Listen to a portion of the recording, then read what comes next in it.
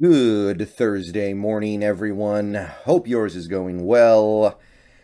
We got to talk a little more Russell Wilson. Specifically, we're talking about his trade value because, look, it's all just rumors and hearsay right now, but I can't ignore it. It seems like that's where we're headed this offseason. I can't just pretend like I don't see all the signs coming together that Wilson's going to be out of here at the end of the year. Got to talk about it. In the last couple of days, we've had a person on Twitter who, admittedly, I know nothing about the believability or the trustworthiness of this source, who claims to know somebody inside the Seahawks organization who says that the players don't really like each other and they really don't like Wilson and that relationship has really deteriorated.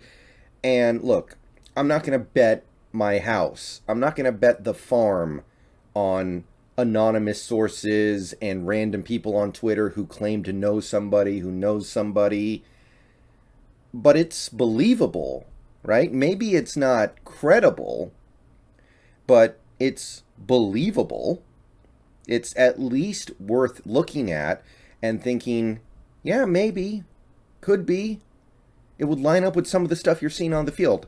Like, did I bad dream it, or did DK Metcalf point at Geno Smith when he was coming off the field on Monday night against Washington? That happened, right? Gotta mean something.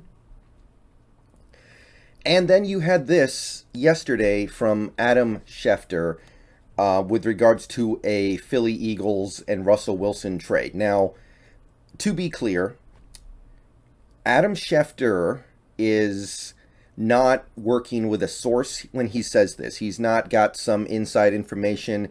He's not talking to Russell Wilson. He's not talking to someone in Wilson's camp when he says this. But Adam Schefter was asked by somebody on 97.5 The Fanatic on the John Kincaid show, would Russell Wilson waive his no trade clause to be traded to Philadelphia? And Schefter said, I believe he would. Now, again, he doesn't have any inside information when he says that. He just says, I think he would.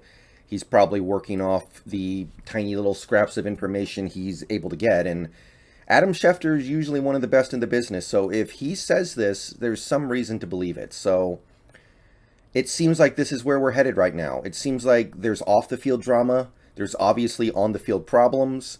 It seems like Wilson would lose a power struggle this offseason if it comes to that. So let's talk about Russell Wilson's trade value, because a lot of people seem to be really concerned about that right now because Wilson's not playing very good football lately. He's not producing the way that we're used to him producing, and that combined with his age has some people thinking that, wait a minute, are we even going to get the big return for Russell Wilson that we think? Is this even going to be worth our time? So let's dive into that a little bit, okay? So Russell Wilson just turned 33 years old. We know this because he just had a birthday. And that's old for a quarterback, but it's not senior citizen retirement home time exactly. He should, theoretically, based purely off age being a number, have some good years left. So if you look at Wilson, the player, over his career, over recent history, there's a lot to like. And just because I'm down on him right now, and just because I'm dubious about his viability as an elite quarterback going forward, it doesn't mean everyone else would be. And it doesn't mean that there isn't a lot of evidence to the contrary. Russell Wilson was a fringe MVP candidate in 2015, 2017, 2018, 2019, and 2020. I tend to scoff. I scoff at people who think that Russell Wilson belongs in the same conversation as guys like Aaron Rodgers and Tom Brady and Peyton Manning. I do. But 5 seasons of fringe MVP play is nothing to sneeze at. He's had a season where he led the league in touchdown passes. He's had a season where he had 40 touchdowns. He's had a season where his touchdown to interception ratio was 6-1. A season where it was 5-1. He's done some pretty phenomenal things in very recent history. He made the Pro Bowl 4 straight years, and the only reason why he didn't make it 6 straight years was because he was injured in 2016 and playing through some stuff that took away his mobility. So, beyond just that, though, because obviously football is a sport of what have you done for me lately, 2021 is not shaping up to be a year that he's proud of, but his QB rating is still high, 102.5. His touchdown to interception ratio is still good, it's 4-1. His completion percentage is tolerable. It's not where we want it to be, not even close, but it's tolerable. Still makes good throws, still makes good plays. And at the end of the day, there is somebody out there, probably several somebodies, who will look at this and say, I can fix this. They will look at this and say, okay, he's done a lot of great things in his career. Obviously, things have gone sour lately. He hasn't really looked good in about a year's worth of games. But even in that, he hasn't looked that bad. Like, if you take a look at some of these stat lines from the games before he got hurt, they look pretty good. Colts completed nearly 80% of his passes, 4 touchdowns, nearly a perfect QB rating. Titans game, look, I watched that game. I think Wilson left some plays out there that would have won that game. But look at this, 350 yards, 2 touchdowns, no turnovers. Good. Vikings game, almost 300 yards, even though he never had the ball. 49ers game, it took a little bit of priming the pump, but he got it together. Russell Wilson, the biggest problem he has is that he gets compared to himself. When he's played at such a high level and had so much success winning games in his career, I'm going to compare him to himself. So when I pick nits at things like, oh, he should have taken his checkdowns against the Titans a little bit more so we could have used clock and run the clock out at the end of the game, yeah, it's a valid criticism, but it's also just because we expect so much of him, which we should, because he's paid so much money, and the expectations for him are so high. But nevertheless, this is not some hideous season by any stretch of the imaginations. Now, after he got back from the finger injury, yeah, it's been bad.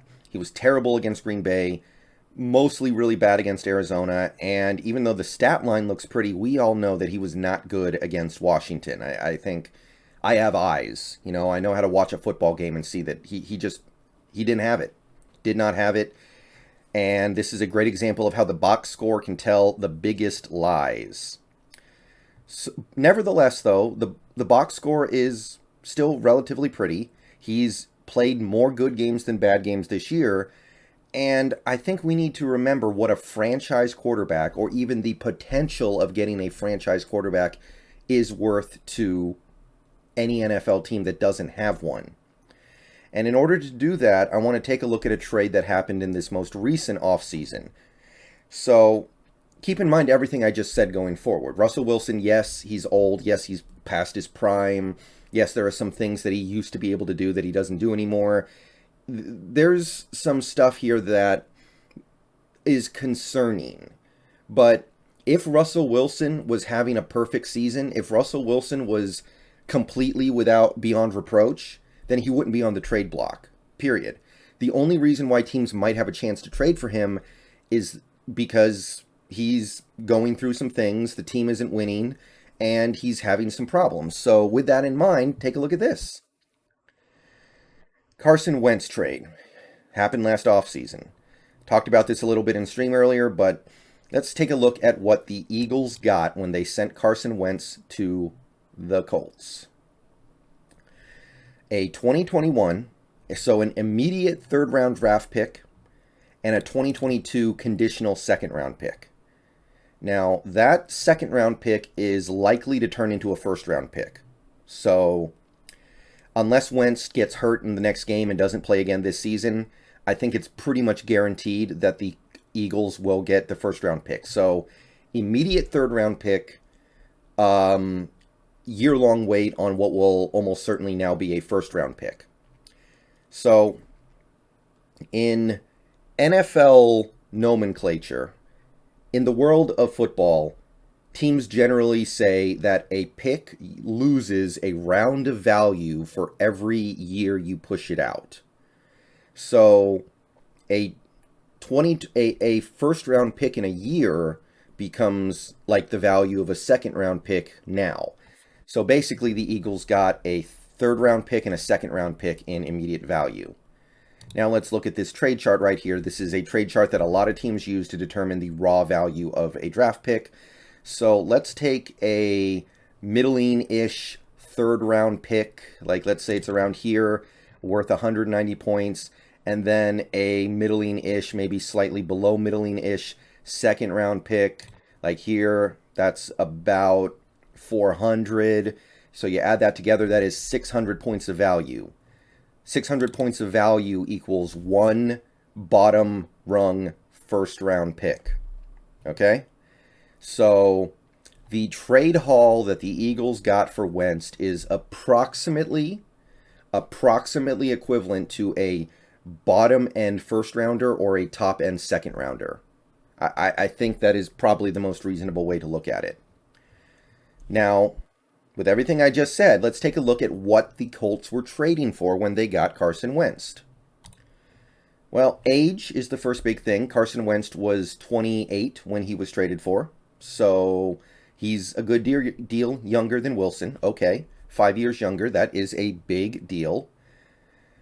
He was on a huge contract, and if anything, his contract was more daunting than Wilson's is right now because Wilson's contract is approaching the end, whereas Carson Wentz had just gotten his extension from the Eagles. But what had Carson Wentz done to be worth approximately one first-round pick? And what had he done recently to establish the fact that he wasn't worth more than that? Let's take a look here. So Carson Wentz, if you take a look at his career, he had an okay rookie season. 2017, he would have won MVP if he didn't get hurt. 2018, good, solid, effective, but he got hurt again. 2019, very nice. 27 touchdowns, 7 interceptions, good year, effective, 4,000 yards. Nothing, not saying anything negative about him. He won the division with very little around him, but he got hurt again in the playoffs. So you've got one great season for Carson Wentz, and then you've got 2 good seasons. So one Pro Bowl, one season where he was in the MVP conversation, and that was several years in the past. 2020, the last year in Philly before he got traded. Eagles went 3-8-1 with Wentz starting. 3-8, that number sounds familiar for some reason. Completion percentage in the toilet, 57%. That is some 1980s type of completion percentage. 16 touchdowns, 15 interceptions. So turnover machine. Not particularly explosive to make up for it. QB rating of 72.8. Sub 73. 50 sacks. And I know people are going to put that on the offensive line, and there is some credibility to that. But sacks are a QB stat for a reason. QBs have a lot of say in whether or not they get sacked a lot, and Wentz got sacked 50 times in 12 games. Wilson, I don't think, has ever gotten sacked 50 times in 12 games. And the Eagles were terrible, and they decided, nah, we know this guy could be good one day. We know this guy has been close to an MVP for us before, but out. We're going to start over. We don't want to bet our future on this guy finding his groove again. And the Colts gave up what was basically a first-round pick for a guy who had just turned in this season.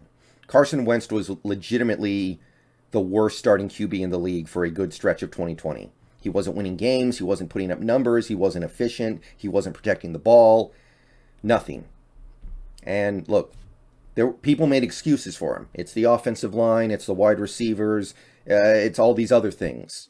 But people do those things for Russell Wilson as well. So you guys see what I'm saying here? A team that is run by a coach that is generally considered to be quite good, an organization that is respected, traded the equivalent of a first-round pick for a quarterback with one elite season that was 4 years in the past, 2 good seasons, and his most recent season was bad, like really bad. Like Russell Wilson, over the last couple games, he's played about as bad as Wentz did in all of 2020, but there's a difference there.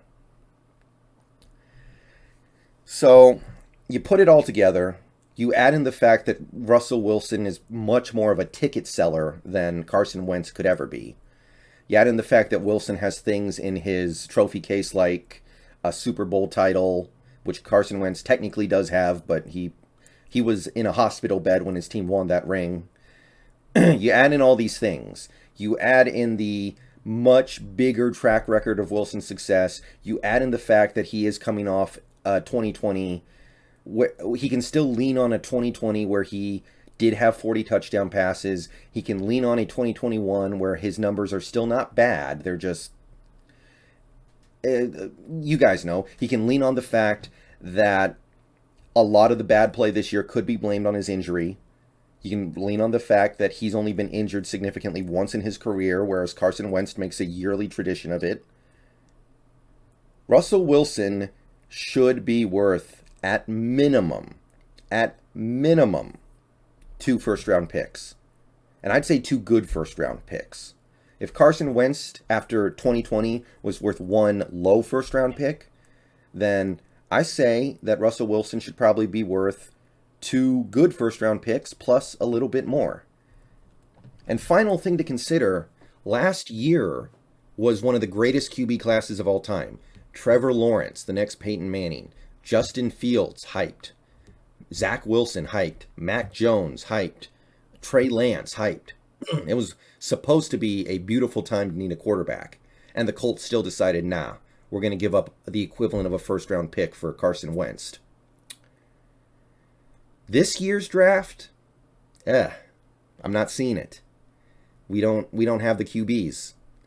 I don't know if there's anybody in this draft who is even as tasty of a prospect as somebody like a Mac Jones was, or even a Justin Fields was. There are a couple guys who some people might be into. Some teams might really covet a guy like Pickett, but in terms of raw expectations and hype, nah, not even close. I don't think so anyway. So a QB's value is higher than ever. And by the way, if you want to get a franchise QB this offseason, it's Russell Wilson, Deshaun Watson, who might go to prison, and nobody else, really. At that point, you're looking at guys like trying to trade for Daniel Jones, trying to trade for Jalen Hurts, Baker Mayfield. If you want that big-time QB, Russell Wilson, a trade for him is really your only shot. So there's big trade value there. I'm thinking you could maybe even get like 3 first-round picks. All right, guys. See you guys later. Go Hawks. Let me know what you think down below. More videos later.